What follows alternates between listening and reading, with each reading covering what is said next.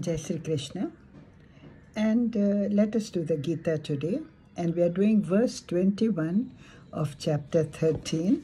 And it is the Holy Gita, commentary by Swami Chinmayananji. So let's read the verse. In the production of the effect and cause, effect is causes, you do something and the effect of is. Prakriti is said to be the cause. In the experience of pleasure and pain, Purusha is said to be the cause. Let's read, and I'll try and make it as simple as I can.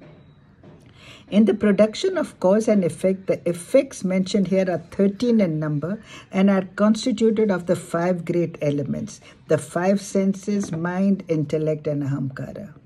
So, of course, those are what create the cause and effect, right?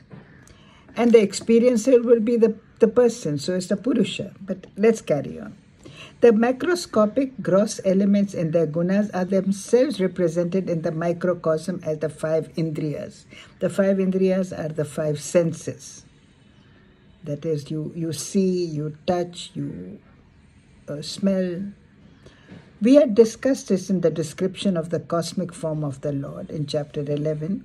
These sense organs cannot bring the stimuli of the outer world to the individual personality unless there is a converging point of the indriyas called the mind. See, of course, there are the senses and there is the world. Okay? So unless the mind is part of that,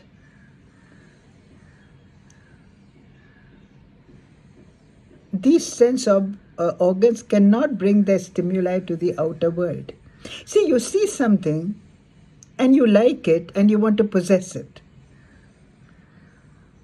So there is the indriya and there is something that you like, but there is a process involved.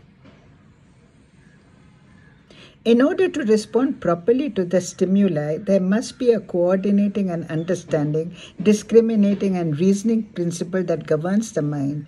In other words, here comes all that we learn in the other in the other scriptures. Your ego comes into there is the ahamkara comes in. My ego, why should I not? This is me, I'm so great, so the ego comes, the desire comes, the emotions come. And of course they interact with the world per se. In my mind, I mean, not that I'm reading it here, but in my mind, the objects of the world are there. I mean, it is when your senses come in contact with those objects of the world that your emotions get involved. Now, Prakriti is said to be the cause. All the above mentioned together constitute the world of matter. Naturally, what you like.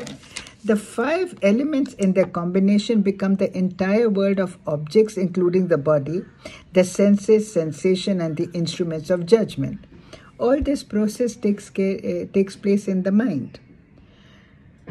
And then, just to make it simple, Purusha is said to be the cause. Pleasure and pain are the reactions in our intellect. When desirable objects in a conducive pattern reach our life, the experience is called pleasure. Naturally, when you get what you like, it's pleasurable. And the opposite sensation produced by undesirable objects is called pain. Every experience in its final analysis is adjudged either as pain or as pleasure. It's simple, actually, if you look at it like that. And awareness in us illumines these. You have to become aware that I saw this, I want it, or whatever, your emotions come into play. And therefore, the spirit Purusha explained here as the cause for the experiences in life. In short, Purusha is the cause for samsara. If there was only the body and there were only the objects and there would be no interaction, where would the samsara be without your senses and your ego and your ahamkara?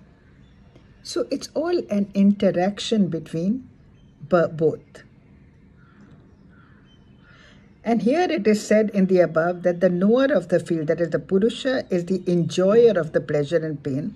Samsar, what is this? Sansar, so that is what it is. And what is the sansar and what is the samsar due to? The Lord will tell us in the next verse. So until then, you take care and God bless.